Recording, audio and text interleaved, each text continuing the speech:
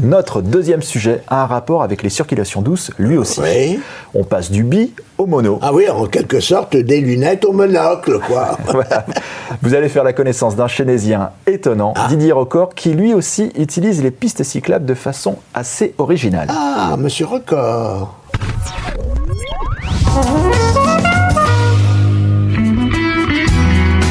Didier Record, chénésien depuis 2003, sa passion, le monocycle. Triple médaillé au championnat de France, cela fait 6 ans qu'il arpente la région perché sur une unique roue. Pour Didier, c'est un vieux rêve qui se réalise. J'ai commencé à 40 ans et en fait je voulais en fabriquer un quand j'avais 15 ans et donc j'ai attendu tout ce temps-là. En tout terrain, j'arrive à faire des sorties jusqu'à 45 km de la journée et sur route on peut aller jusqu'à 100 km voire même plus. C'est un sport qu'au départ je pratiquais avec mes enfants mais eux en vélo. Et puis maintenant, on le fait tous les 3 en monocycle, donc c'est très sympa. Vitesse, distance, adresse, basket, trial, saut, hockey, freestyle, flat.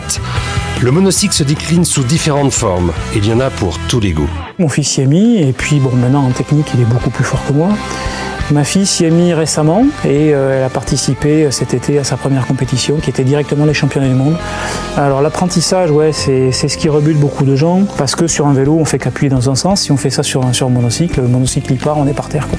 Donc il faut systématiquement arriver à contrôler les deux à la fois et on ne tient un équilibre que parce qu'on contrôle les deux.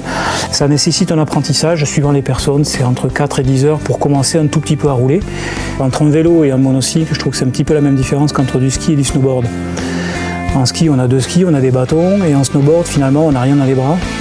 Et c'est le mouvement du corps qui fait qu'on tourne à gauche, qu'on tourne à droite, et là, le monocycle, c'est pareil.